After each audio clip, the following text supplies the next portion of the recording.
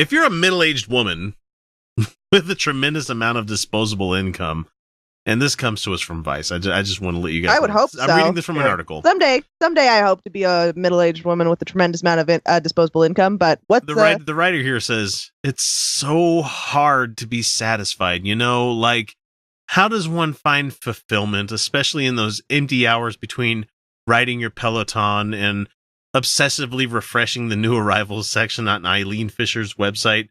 Apparently, the answer is drugs, the writer says. And to be fair, the answer to that question is usually drugs, but instead of shaking a couple of their son's Adderalls out of their into their impeccably moisturized hands, a group of upper-class British women have started dosing themselves with MDMA. But how they're delivering it is even better. They're wrapping it in cheese. All right. There's a new trend. Hang on.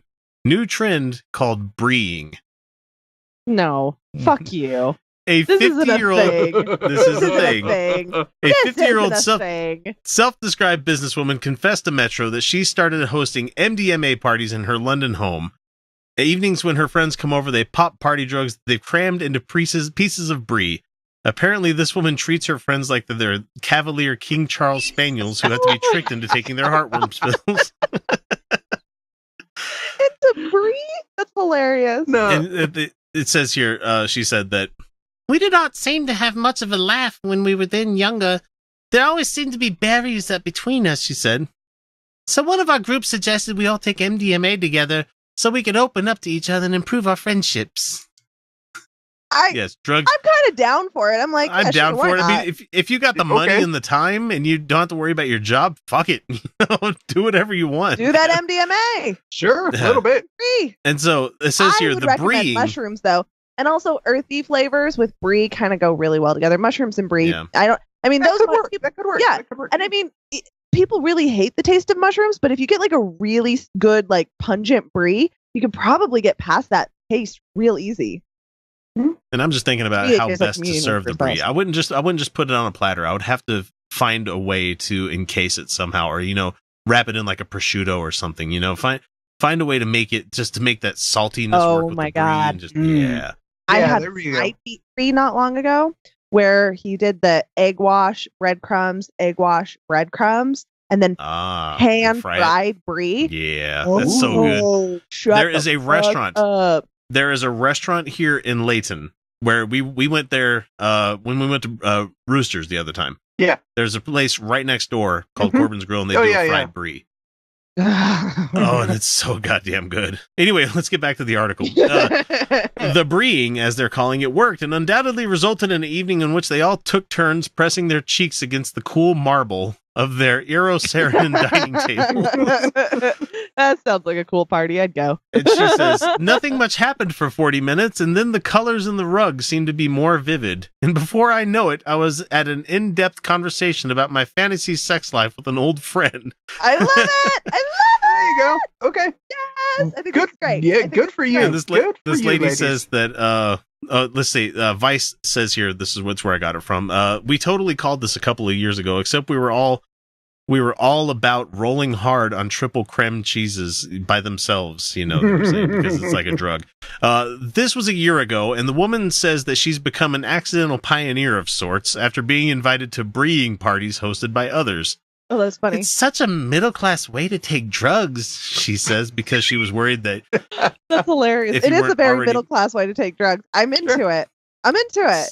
It's such a white person thing. It is such a white person. I'm into it. You just told me fancy cheese and like bonding experiences over drugs with vivid colors. Yeah. I'm in. I'm there. I'm not that interested in MDMA, but still. No, not really. Yeah, I would worry what it would do to the cheese, though.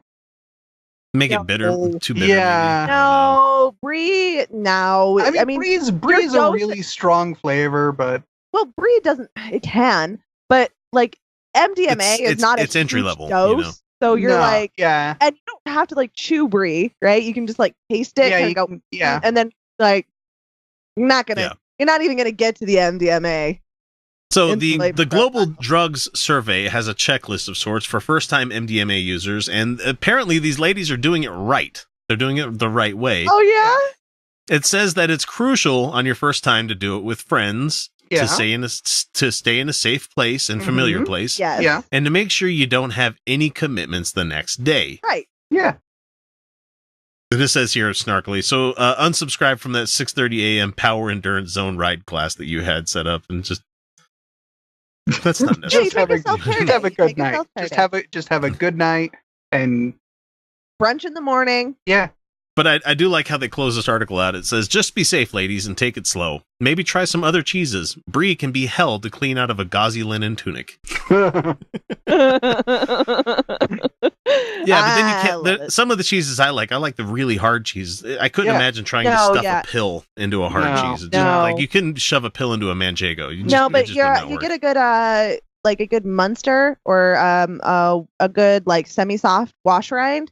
That's going to cover your flavor. But so the thing is that semi-soft wash rinds actually don't have that strong of a flavor, but they have such a pungent smell that, and since smell and taste are so, connected, that you're basically going to lose any nasty flavors in there. Which is why I love this beverage, pungency, like. Yeah. Let's see, other cheeses that I would recommend for stuffing drugs into. Let's put some weed inside of some sharp cheddar. You know what? Yeah, I think you can make that work. You can do that. But you generally don't eat the weed like you do an extract. No. Yeah, you do like a butter. There are some really good like herb infused Bries. That could work. There are some beautiful herb infused cheddars, but I don't know what your THC dosage would be like with that. Yeah. And because you have to be so careful with your flavors, I don't know. Somebody's going to do it. Somebody who's much better at cheese making than me, and they're going to try it. Really good apricot Brie one time, where it was covered in apricot. No. So good. That's Briat. That's Briat Sauvignon. Yeah. Oh God, Briat. Briat. Maybe we can get the beehive people to make a weed hive. Yeah. Oh my God. Oh my God. Could you imagine? The second that weed is legal, they are doing that. Oh, guarantee fucking to you, they're making weed hive. Could you imagine getting high while eating cheese? You just keep eating cheese and getting higher, and you're like, I'm still so fucking hungry. Like it's so That's good. That's a vicious cycle. That's a vicious cycle. That sounds like a good night right there. Yeah. Honestly, as we were talking about sharp cheddar and like weed butter, I was like, just imagine making like some butter for the outside of a grilled cheese where you have a nice, sharp inside of there. And just like, I better stop. I'm getting hungry. I had shit for dinner tonight, so. I feel like I would be bad at pairing like the psychedelic mushrooms with anything because to me, they just taste like communion wafers that take longer to chew. But to other people, it is a viciously disgusting taste to them.